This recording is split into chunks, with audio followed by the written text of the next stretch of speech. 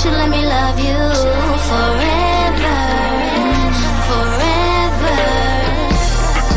I wanna love you. Will you let me love you forever, forever and a day, day, day, day, day.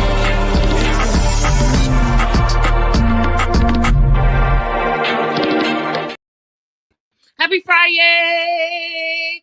Happy Friday. Welcome to TMW Online, the Melanated Way. I am Linda. That is Abby. We are saying happy Friday. We are saying happy Juneteenth, all black everything.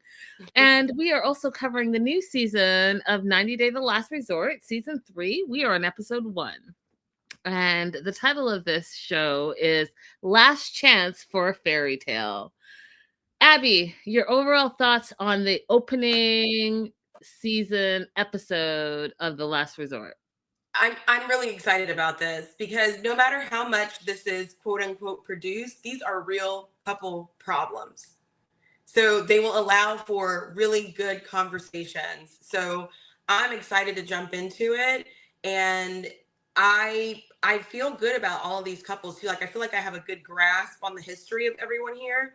Last time we did Last Resort, there were a couple, like I didn't know everybody's story. I feel like I have a good grasp on these couples.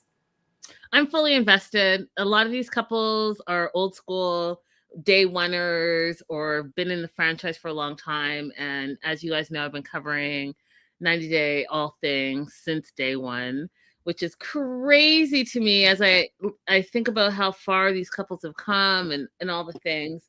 I will say that, so there's 6 couples, you guys, and we'll talk about them shortly, but I will say, I feel like it's a weird mix of couples and just weird enough for me to be like, oh, this is going to be really, really interesting. So they have flown across the pond. They're across the pond at Thornbury Castle, and they have 3 weeks to save their relationships. And there are 6 couples, and the first couple is Sarper and Shekna, which we're not surprised, right? Sarper 46, Shekna 43. They've been married for a year, and they're already having some turmoil in their relationship. But if we look at their journey, it's been tumultuous the entire time. So I think for them, I'm looking to see it be all about communication because they do not communicate properly, in my opinion. What's your opinion, Abby? Same. I feel like one of their issues is he has always been very upfront about the fact that he wants to be dominant. He wants to control her. And she has not lived that life while she's in this. She's succumbed to it while she's on vacation. Like Linda says, you're not the same person on vacation. But she hasn't lived that in her day-to-day life. So very interesting to see how that pans out. Second couple is Jenny and Sumit, which we know from way back when. Jenny 67, Sumit 37. They've been married for 7 years, but as we know, they've been together a long time with the whole how did they met, like catfishing, the whole thing. And so 7 years married. We do find out in the very first 3 minutes that the restaurant that they attempted to open is closed, but who is surprised by that? No. And so they're there. Couple number 3 is day oneers, Russ and Paola. They were like one of the very first couples that I interviewed at AfterBuzz TV when I was over at that network, and they're lovely. They're a lovely couple. They've been married 12 years. So you can imagine how long we've been doing 90 Day Fiancé. They've been married 12 years, you guys. 12 years. Blew my mind. But Paola wants to really commit to therapy. They've moved to Las Vegas. They're still living in the RV. And if you guys remember, through the pandemic, I interviewed her and she was in that RV and was not enjoying that RV. So I'm surprised all these years later that they're still living in that RV because she was not happy back then. And that was quite a few years ago now. They have money problems.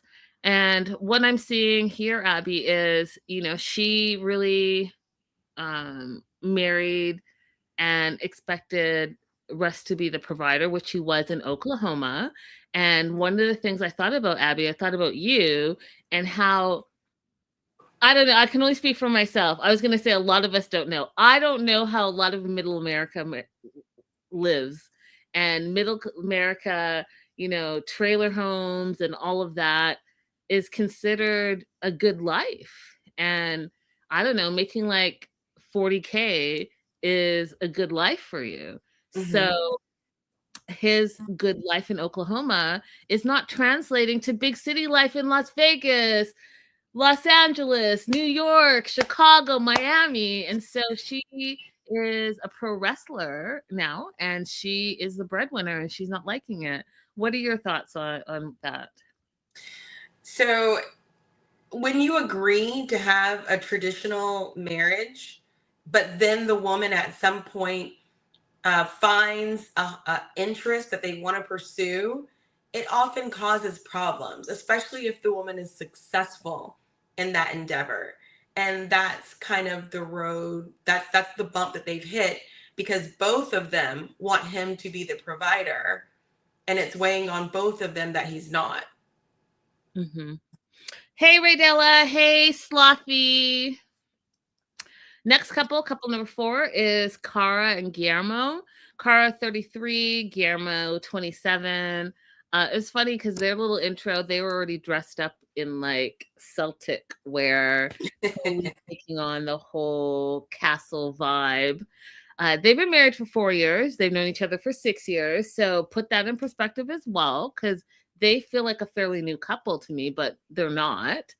And life has happened, and they are no longer living together. They had a kid,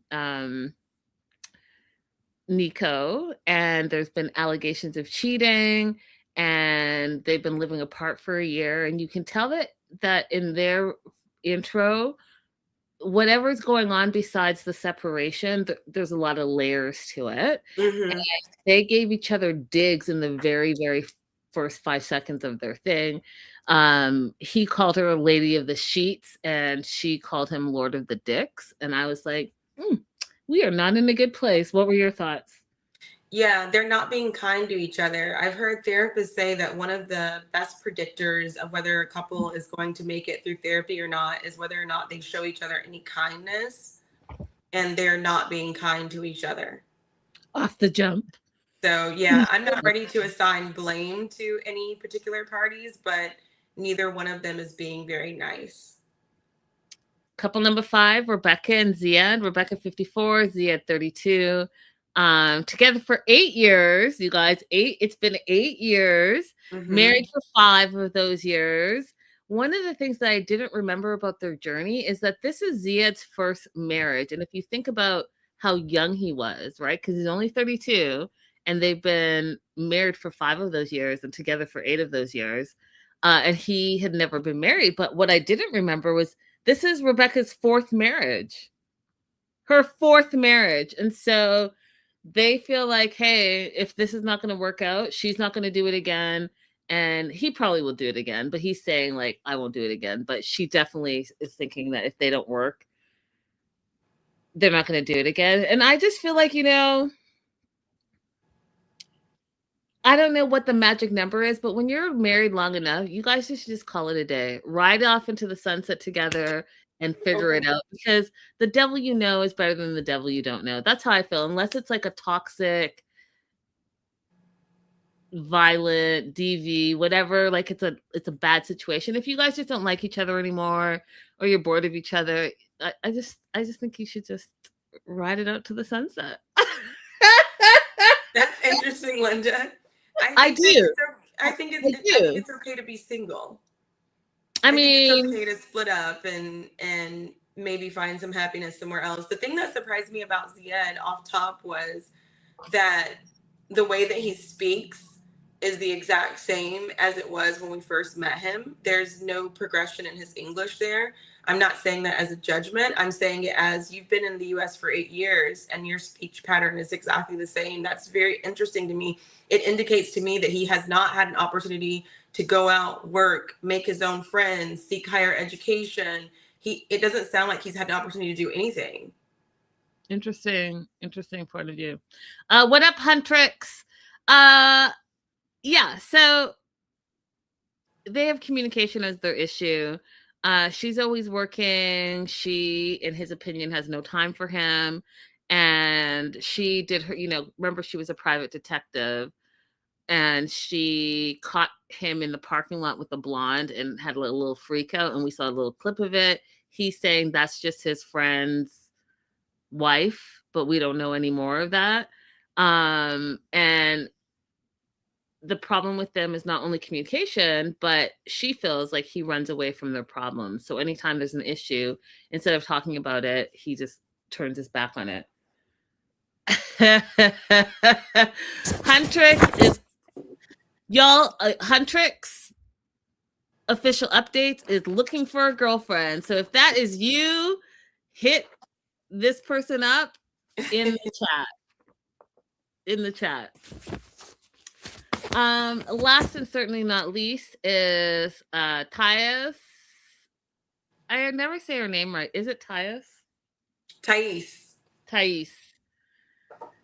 and Patrick. Thais 29, Patrick 35. As you guys know, they are making waves on social media right now with DV allegations, divorce allegations, children custody allegations. So the timing of this coming out as it has, while they are wildly running amok on social media, is amazing to me. But married 3 years, they have a daughter that's 2 years old.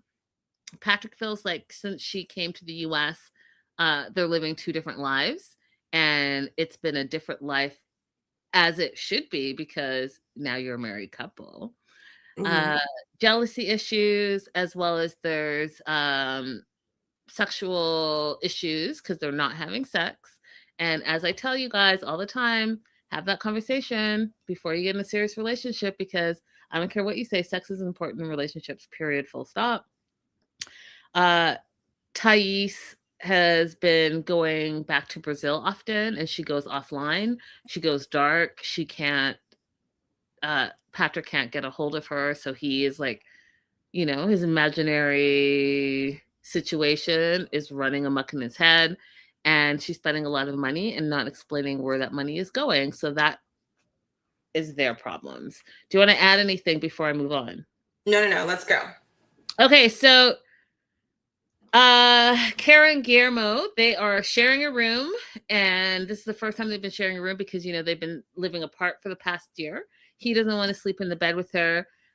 She feels like he wasn't supportive of her music career, didn't come to any of her shows. He feels used for sex. He feels used for sex by her. And he's also accused her of cheating. And he feels like, since they've been married and had a kid, he doesn't know her. What were your thoughts on that? So there were a couple of things that I wanted to ask to clarify. Because when he says he feels used for sex, I think that's something that you don't just launch back and answer. I think you need to, tell me exactly what the situation was that happened. I think that's really serious, and we should take it seriously and get his, full breakdown point by point and get to what he's talking about. Because if he's just saying, I gave in to sex because you wanted to have it, that's different than being used, right? Like, I want some sincere clarity about that. I don't want it to be glossed over. I agree with you because he does say he feels used for sex.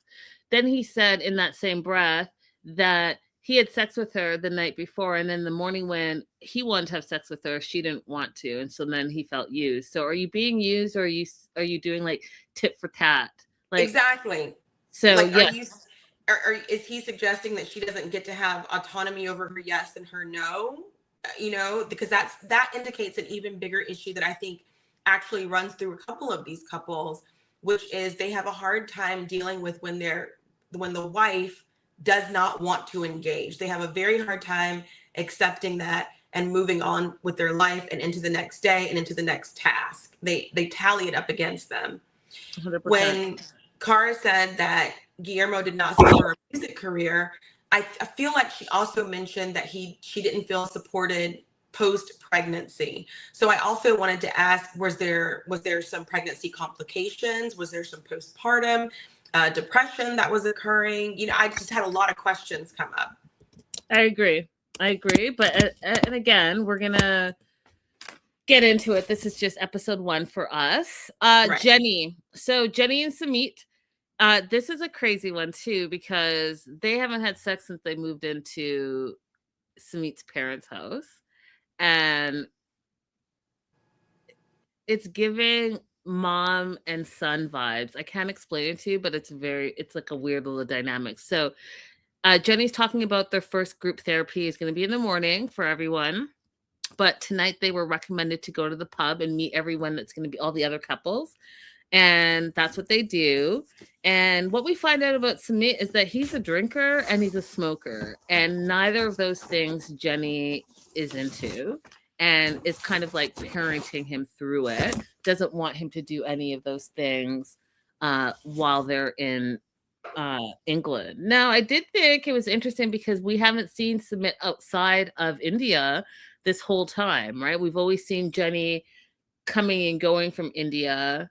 So this is the first time we're seeing Samit outside of his country. Any thoughts on that, Abby? Well, I looked it up because I wasn't sure if British citizens have any special privileges with regards to traveling to the UK because of the prior colonization. But they still have to apply for a visa in order to go there. So I suppose that when the show tapped them to be interested in them, they probably helped him along with applying for his visa to come as well. 100%. Shekinah. So they're going to the pub. They meet Russ and Paola at the curb at the car to go to the pub. And you could tell that each of the couples were sizing each other up. And it was such a weird little thing to watch. They get to the pub. And this is how it's so funny because people always say you can always tell when someone is from LA. Because everything they order is going to be extra. And so she gets to the pub. She wants to not only try the ciders, she wants to, one's like a little bit sour, one's a little bit sweet. She wants the bartender to do like a half and half. And I just started laughing because she doesn't want to be too sweet. I was like, that's how you tell someone's from LA for sure. It's always like an extra step. Not like, let's just try each of them and I can figure it out. No, can you make it a half and half?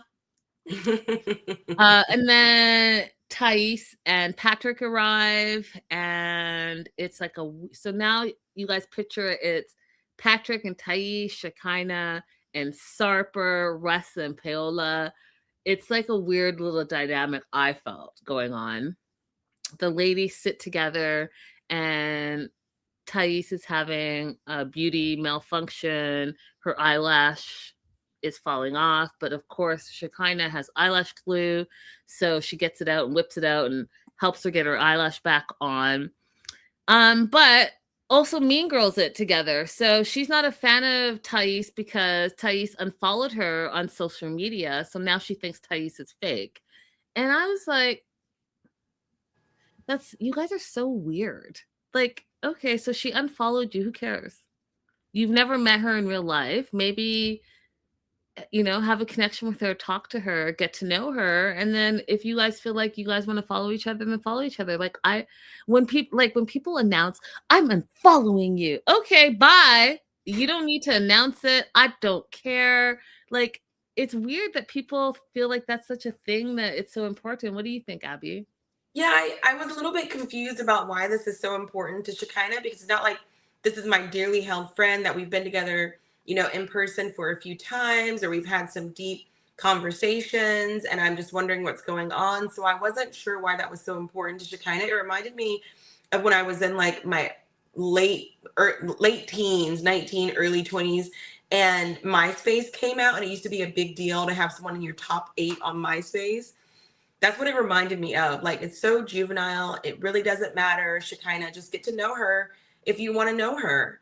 That's what you said. Get to know her. It's weird.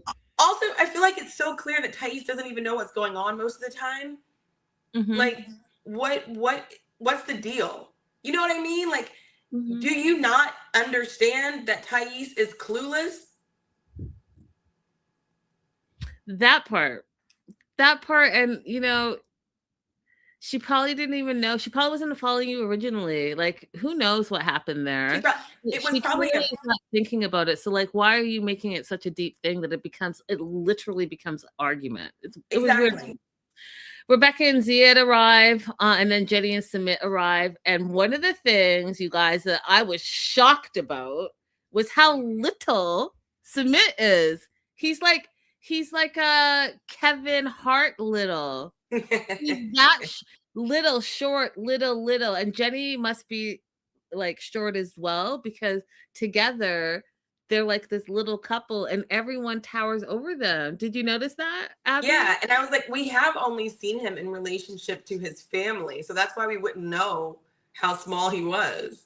He is little. Kevin Hart little, you guys. Maybe 5'1", maybe 5'1". So one of the things that I thought was funny was that Russ didn't know who Sumit was, and Sumit's like, "You don't know who I am?" And Russ is looking at him like, "Nah, fool, nah." On the flip side, Shekinah is fangirling over Jenny as, an OG. I get that, right? Because Jenny's one of the OGs. And so they're like mingling in the pub. Patrick ends up talking to Sarper. Now, I didn't see this episode of, what is it, Between the Sheets or whatever. I didn't see it. But allegedly, Patrick was talking smack about Sarper. And so Sarper confronted him and he's like, "Hey, like, why are you talking about me?" And it was all about his ears. Patrick says, Sarper has the biggest ears he's ever seen ever. And I laughed. Then we go back to Kara and Guillermo. They arrive. And they were, one of the things is those two don't communicate with each other, Abby, and clearly have deep-seated issues, but they come together when they want to talk smack about other couples. They're like on point with their talking smack about other couples. So they were talking about Sarper and Shekinah and how much money they've spent on their faces and on their bodies. And what were your thoughts when they were doing that?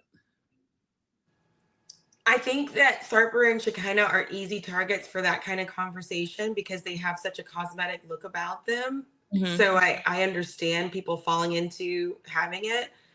Obviously, like, it's not the nicest thing to do, but it's so obvious that it's easy. They're easy targets. Yeah, but I also think for me, it's so interesting how people can bond over being like mean girling it. Oh, yeah, I see what you're saying. You can't deal with your own issues. Like, it's easy for you to be snarky towards others, which takes away from the fact that you're not dealing with your own issues. It's just like how some girls are really mean to women that they think are pretty because they're dealing with their own insecurities. I just felt it was like that vibe. Like, you guys have your own problems in your relationship, and Sarper and Shekinah have their own issues, but you're taking jabs at them rather than dealing with your own issues. I just thought it was a bit weird. Well, I kind of assumed that we're watching them answer a production question as opposed to them just like, now we go back and talk about all the couples. Even if they're answering a production question, Abby, in my opinion, they were still being really, really like childish, snarky. Yeah. Jenny is making a big deal about being at the pub. She doesn't want Sumit to get drunk, and she tells that to his face as well as in front of everybody, and he feels embarrassed by that. He feels controlling. He feels like that situation is a controlling situation, and what we find out, which is true, is that he's controlled by two people in his life. He's controlled by his mom, and he's controlled by his wife. And so now it's like a battle of control. And it's true because don't forget, his wife and his mom are roughly the same age. And here he is 37, which, when your 20s, when you're young, you're going to want to go and party. That's just normal, it's normal. But they're past that age where she wants to like chill and be at the house and be at home in bed by 7. I can see where their issues would come in, really. Yeah. So she says that Sumit is not a good drunk, that he falls, he walks into walls, and she doesn't like it. So she doesn't like his drinking. So she literally leaves him. She walks out of the pub, which is our first official, like, I'm done, without saying I'm done. And so she's talking about how she's saying, I don't want you to drink. And she wants him to respect what she wants. And especially on this first night where she's just meeting the couples and all of that stuff. So that translated to me, Abby, that she really cares about what other people think. And she thinks that her word is the law, instead of having a conversation with her partner. If you know your partner is a drinker, why have you not had that conversation before you guys get to the pub? Mm-hmm. What were your thoughts? I think she should just let him. You're trying to convince everybody that he's a horrible drunk and he can't hold his liquor. Let him see it. Yep. So she walks out, he follows her, and because he just doesn't want to have the fight, right? He doesn't want to have the fight. So he comes back, and yet he is holding resentment because it's the second time we hear in this first episode that he feels controlled by Jenny and controlled by his mother. Mm-hmm. We get back to the pub, and Shekinah confronts Thais again about the social media thing and says, you removed me as a follower. And Thais is like, how do you know that? Like, can you prove it? When she said, can you prove it? I was like, that's a weird take, but okay. And Thais goes on to say, like, I don't know what happened, which is going on with what Abby said. Like, she's just like, do. You remember the cartoons back in the day where it's like, I think it was like birds or something. Birds would like yes down in your head. And sometimes it was like, because you hit your head and it was like, do. That's the vibe she gives. It's like, do. Yes. But she's like, you're so annoying, and she walks away, right? And I would think it was a little bit annoying, to be honest, too. Like, if someone who I never met before ever said, hey, for the second time, you unfollowed me on social media, I would just be like, okay, and? Like, what? Is that the first thing you want to say to me? Like, it's weird. Mm-hmm.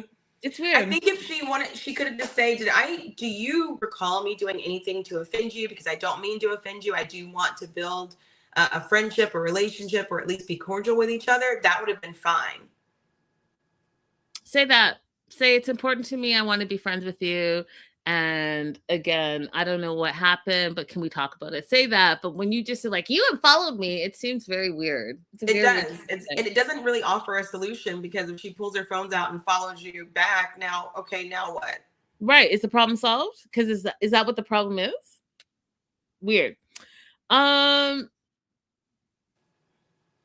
take the fight to the whole group, and people start siding with people, and you start to see what's gonna go on here. So Shekinah's mad, she's by herself. Kara is siding with Thais, and Thais has Patrick, and Kara has Guillermo, and Sarper is like, I'm not having any of this. He gets up and leaves while his wife is fighting with this whole crew. And I thought that was indicative of the relationship. What were your thoughts, Abby? So I was a little bit torn on this, because as much as I know that you want your partner to back you up, Shekinah is doing something ridiculous. And like, when you're in a relationship, are you a ride or die even when it's ridiculous, or you are a ride or a die conditional? Oh, listen to me right now, and listen to me very clearly, you all.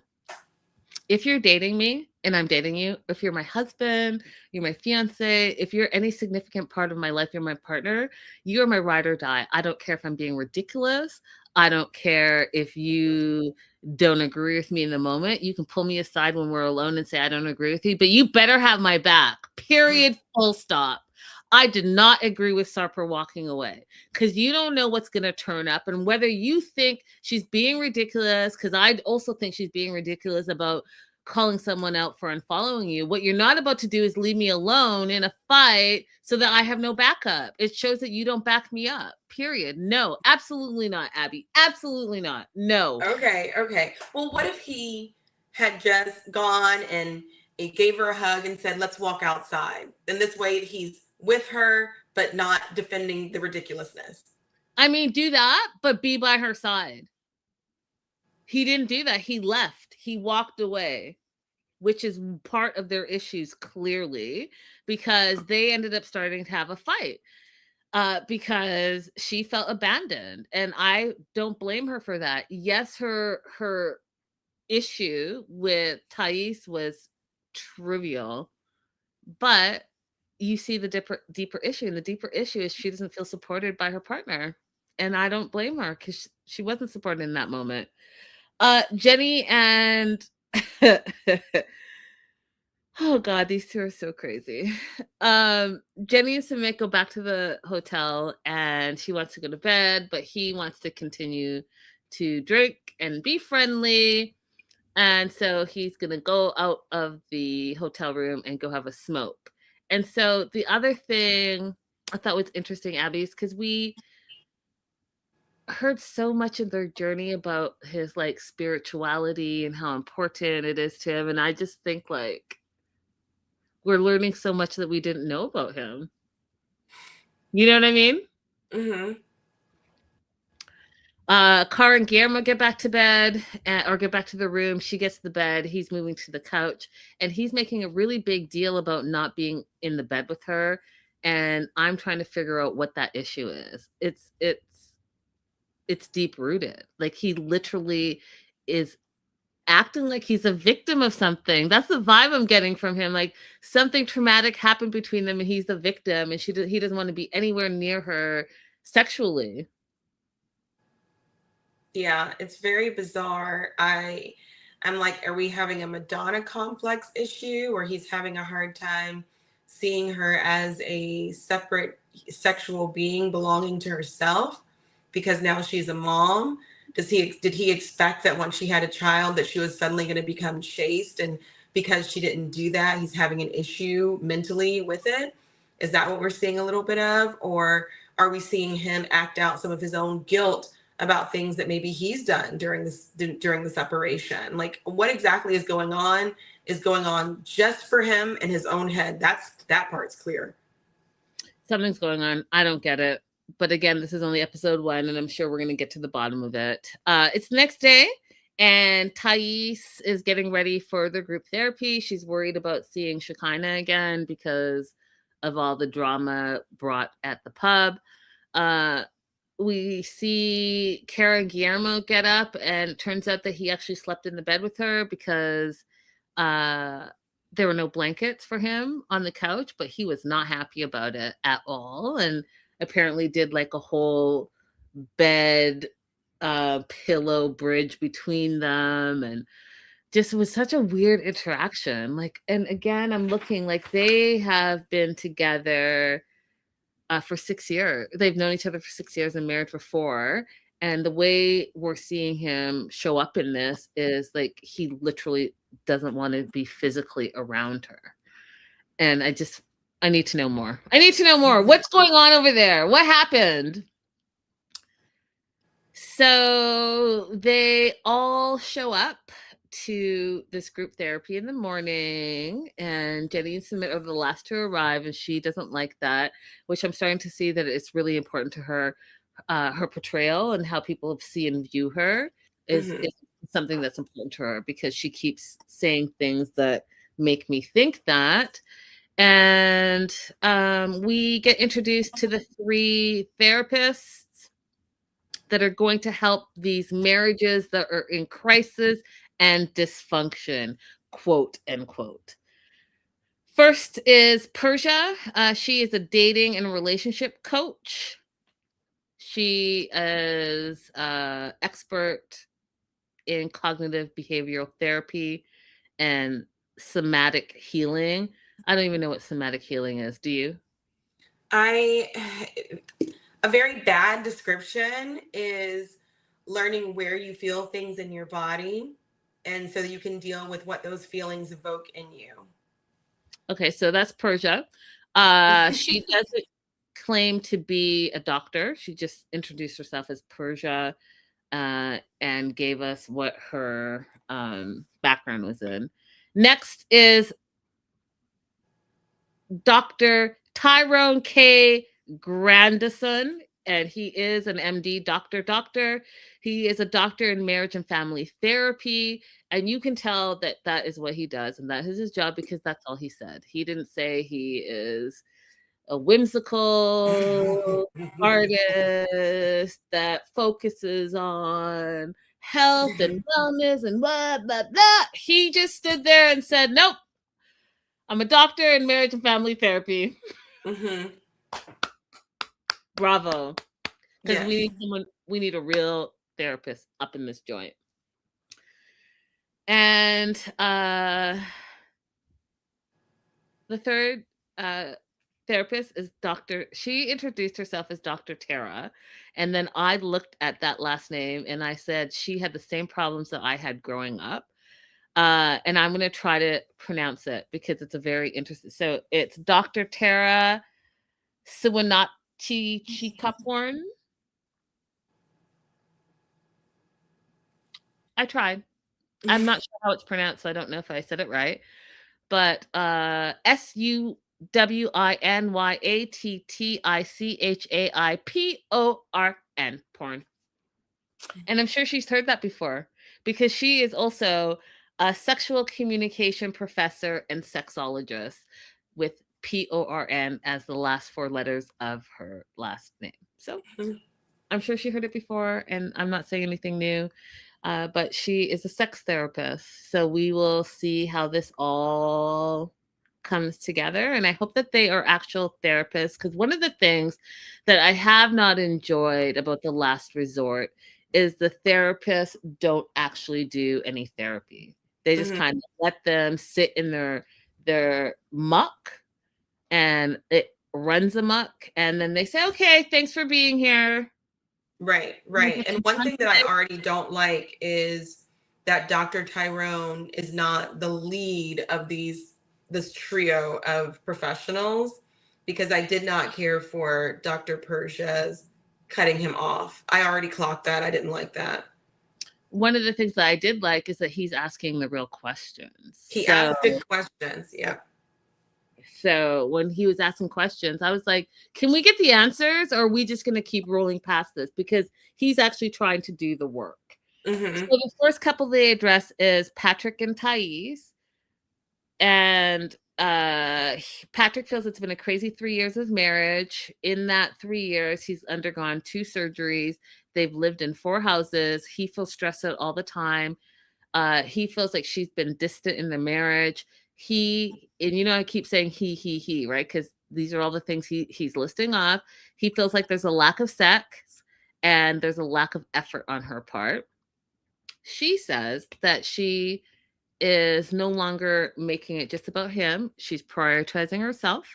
So she started to go to the gym, started to focus on the things that are important to her, which he, in my opinion, is translating into her being distant, right? And then, as Abby talked about, when you sign up for traditional marriage, that traditional man is expecting traditional roles, and part of that is him being the center of him being the center of your universe, and everything is about him and for him.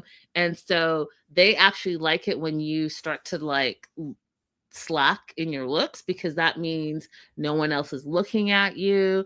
And so when you start to say, she had a baby, so she's like, I had a baby, now I want to go back to the gym. She goes back to the gym and starts to feel better about herself, and now he doesn't trust her. Those are his words. He doesn't trust her, and he thinks she's cheated on him, and he brings up the Brazil trip, and how she keeps going back to Brazil and she goes MIA and dark and he can't get a hold of her. And then there was this mysterious $2,000 charge on the credit card that she didn't tell him about. Now, this part I don't agree with. I think that when you are in a partnership, you guys need to talk about finances and how you spend your finances. And because $2,000 is not chump change. And she spent $2,000 on the credit card, didn't tell him what it was for. And then we find out that she got liposuction. And so they have trust issues.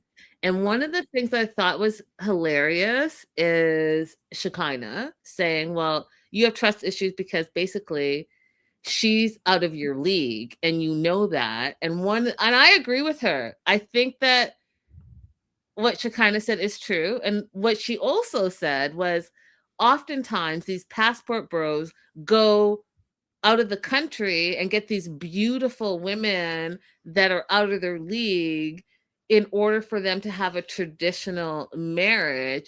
And then the woman comes to America or wherever, England, wherever they are, and starts to get some autonomy, and they friggin' lose their minds. And all of a sudden, you don't trust that woman. She's cheating on you, all the things, because you know what? You batted out of your league. You thought you were going to control them because they're an immigrant. And then guess what?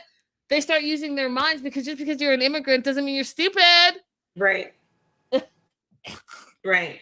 So Shekinah and Sharper both said very interesting things during Thais and Patrick's segment, because then after Shekinah said that, Sharper said, you don't even know what your woman feels like. How would you not know that she had lipo across her back? You don't know what she feels like. So this to me was like, is this one of those situations where Patrick is not even worried about satisfying Thais or exploring her body? He's just using her as a tool. 100% agree. 100% agree. Because like Abby said, when Sarper said, how do you not notice the size of your lady? And that's true. Because, you know, your partner is going to know everything about you. It's going to know everything about you. Like, yeah, I don't want to put my stuff out there, but like your partner's going to notice if they actually are paying attention to you. They'll notice all the things. So end of the day, they have communication and trust issues. We move on to Russ and Paola. Russ doesn't feel appreciated in their relationship, and financial stability is an issue for them. And he feels like he was the breadwinner when they were in Oklahoma, but then they moved to Vegas and he had to start over. And in that starting over, he's been laid off 3 times and hasn't found the balance yet. So there's some resentment on Paola's side for that. And she feels like he's not motivated. And quite frankly, she said in her words, she's done. And so when asked, then why are you here at therapy? She said it's because of their son, right? Because she feels like she's paying for her son. She's paying for Russ. And at this point, he's an expense to her because she pays for everything. And she just feels confused about her feelings for her husband, but doesn't want to break up the marriage because of their child. And I would say to that, you guys, is it's not going to work if you're only there for the kids. And quite frankly, you're probably making it worse because kids are very receptive and they see everything and hear everything. And you can't play fake a marriage, because then you're showing them the example of what they should be having in their future lives, and it's a wrong example, right? If you're faking the funk, then don't be surprised if your child is like in a crazy toxic relationship, because this is what they know as an example. What are your thoughts, Abby?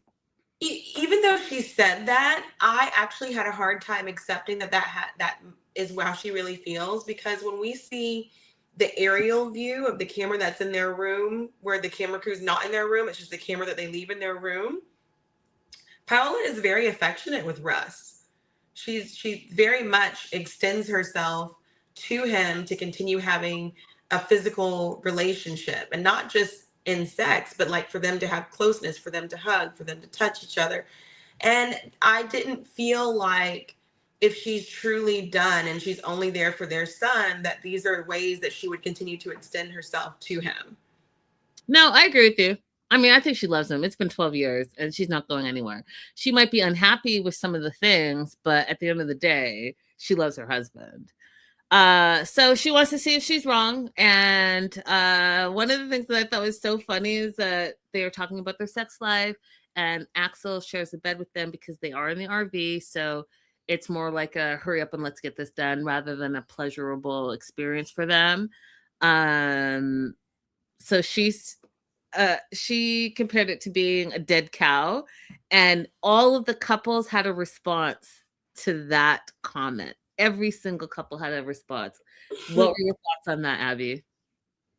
I thought this has got to be really disappointing in thinking of your man as the leader. If you sign up for traditional marriage, then wouldn't they also provide a place where you could be intimate and enjoy things and not have to be in a rush? Like how disappointing to be with a partner who's trying to do something really quick with you because they can't even provide a place for it to happen.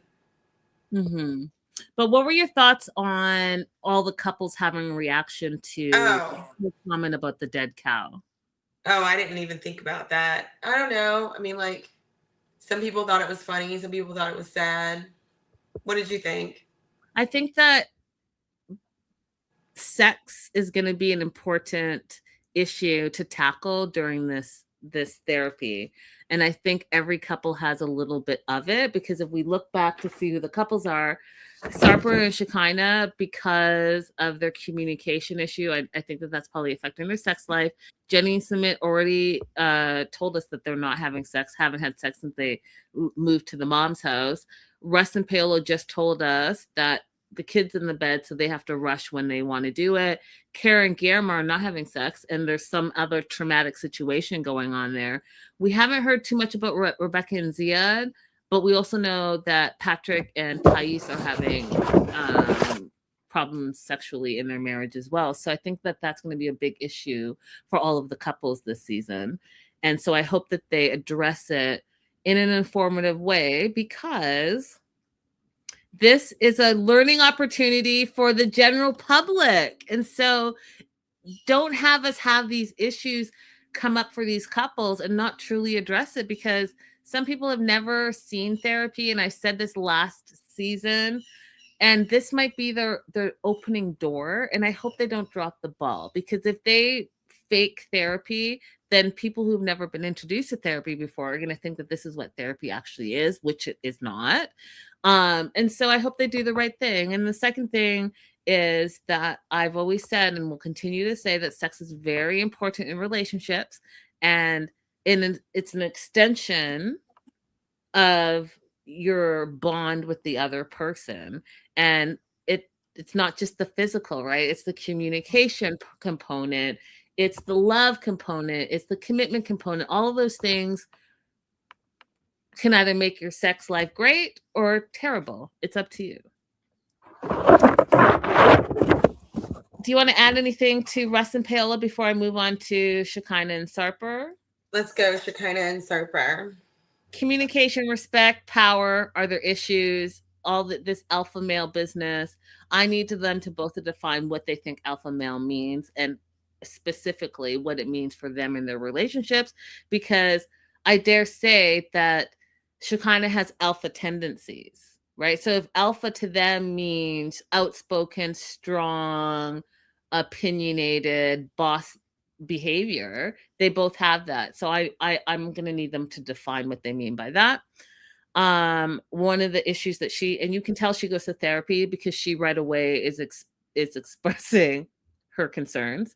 She wants to feel like she's not alone, and she gives the example of Sarper leaving her yesterday.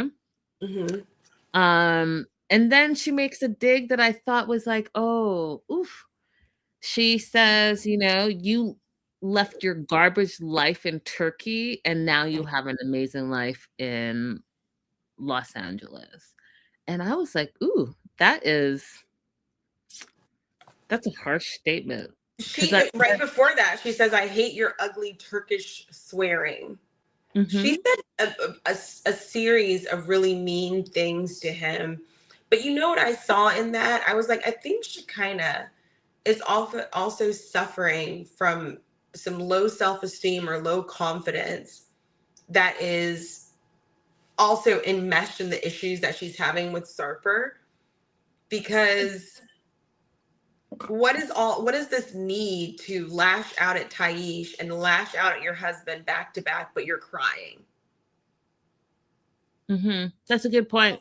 I do think that that's also tied in with, do whatever makes you feel beautiful. But I think that, her job choice and her choices for physical beauty, it all is all tied into that, right? It's tied into esteem and how she feels about herself and how she feels about others. And I said earlier, a lot of time people with low self-esteem lash out on to people because of whatever they're dealing with internally. What Sarper shares is that, and I thought this was something that you would want to talk about, and it's true, he felt weak going through the green card process because she made him feel like it was her house, her things, her money. He couldn't work for that period of time, which is what immigrants go through, especially on this K-1 visa process. And any immigration process where you're waiting on getting your paperwork and your green card and your work permit and all of that stuff, you can't work. So you are literally relying on the other person to support you until you can. And even when you can work, then you have to go through the process of finding a job. And then don't forget, like, oftentimes English is not the first language. They don't know anyone. They don't have a community. So how much harder does it make? So he said that he felt like a ghost during those times and he felt weak, especially if the person that is supporting you is reminding you that all of these things are theirs. So I do want to talk about it. So, and just as a reminder, this is everyone's situation, but Sarper's situation was actually even a little bit more difficult because Shekinah works from home. So during the daytime, she basically was kicking him out and he would just be wandering around town until he was allowed to come back to the house when she was done with her clients for the day. So I think the best thing that you can do for yourself during this time, if you're an immigrant coming to the US and you're going to have this long stretch of period before you have a work permit, is to have some kind of passion project that you're working on during that time, whether it's going to be some free online classes, which are available at a lot of universities in the United States, whether it's going to be exploring the town that you're in and you're making videos for people back home about the new food that you're trying or the new candies that you're trying, or if you're going to devote yourself into making a plan for your future higher education. Like, you need to have some kind of passion project. If you are familiar with the TV series The Last Kingdom, based on the character Uhtred, that is something that an immigrant from England actually wrote while he was waiting for his work permit. And then it became a major book, and then it got bought and became a TV series.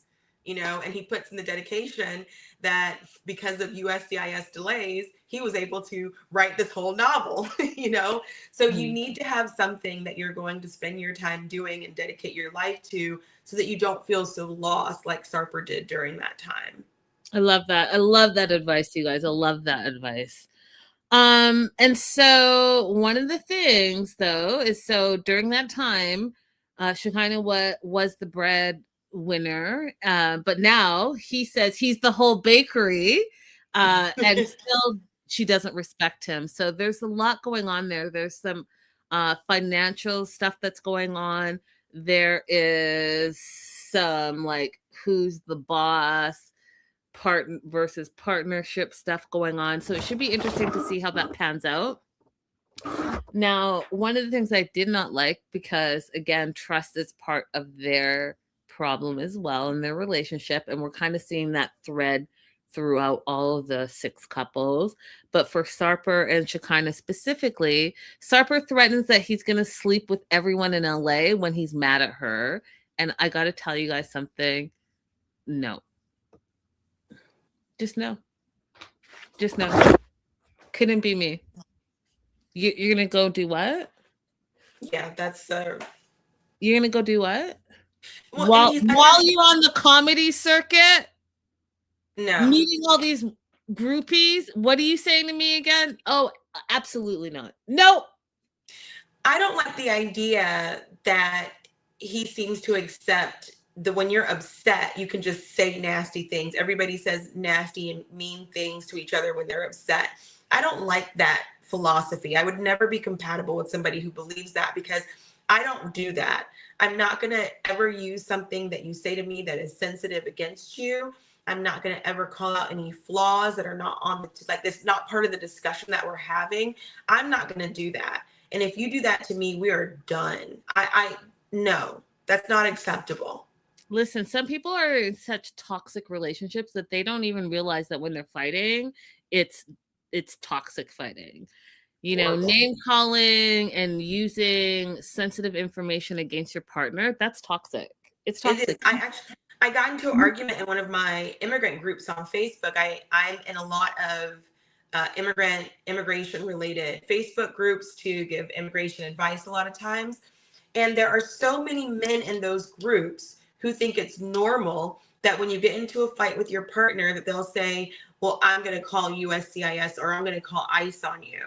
I have to tell them all the time that is not normal. That is not okay. And they'll be like, oh, she's just overreacting. I was just, in the heat of the moment. That is not an okay thing to say to somebody in the heat of the moment. Never, under any circumstances. It's never okay to use a vulnerability against your partner. And No. a lot of people don't realize that you can have a healthy disagreement and not name call and not threaten your partner. That's healthy disagreement. You're not always going to agree.